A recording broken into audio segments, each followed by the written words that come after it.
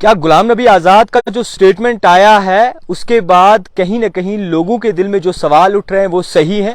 اس وقت غلام نبی آزاد جو کہ ڈی پی اے پی کے صدر ہیں، ان کی جانب سے جو سٹیٹمنٹ آیا ہے پہلے وہ آپ تک واضح کرنا چاہوں گا۔ آزاد صاحب کا کہنا ہے کہ انڈیا میں سب سے پہلے جو ہے ہندو تھے، اس کے بعد جو ہے اسلام میں کنورٹ کیا، اور مسلمانوں کو کہیں نہ کہیں یہ بات اب راس نہیں آ رہی ہے۔ یہ سب باقاعدہ طور پر جس طریقے سے خبریں پھیل رہی ہیں اس کے بعد کئی سارے سیاستدانوں نے بھی اس پہ اپنی رد و عمل رکھا ہے، اور اسی کے ساتھ ساتھ مسلم میجورٹی جو ہے وہ بھی کہیں نہ کہیں سوچنے پر مجبور ہو رہی ہے کہ آخرکار وجوہات کیا ہیں۔ اسی کے ساتھ ساتھ میں آپ کو یہ بھی کلیئر کرنا چاہوں گا کہ جو مسلم میجورٹی کے باقاعدہ طور پر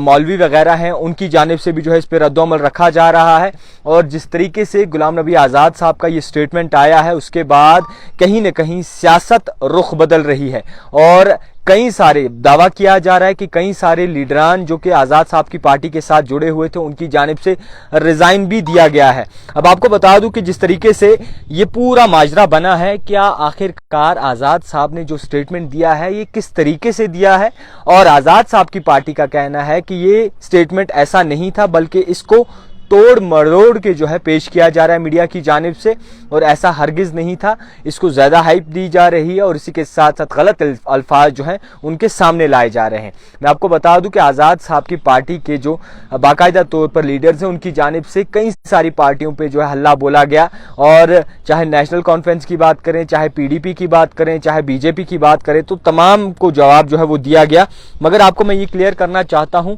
حالات کہیں نہ کہیں بدل رہے ہیں، اور آزاد صاحب کے سٹیٹمنٹ نے کہیں نہ کہیں اپنے لیے ایک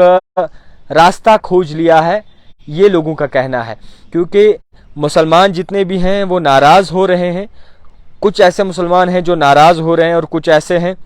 جو کہ پوری طریقے سے سمجھ پا رہے ہیں، مگر کہیں نہ کہیں یہ لوگوں کے لیے ایک سوچنے کا بہت ہی بڑا وشے ہے کہ آخرکار آزاد صاحب نے کیسے جو ہے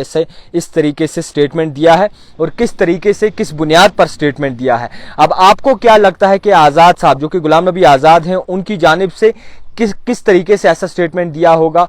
کس کی بنیاد پر ایسا سٹیٹمنٹ دیا ہوگا، اور کیوں آخرکار ایسا سٹیٹمنٹ جو ہے وقتی طور دیا ہوگا؟ مزید آپ کیا رائے رکھتے ہیں اس پہ ضرور رائے رکھیے۔ مزید دیکھتے رہیے the type writer Javed Khan کے۔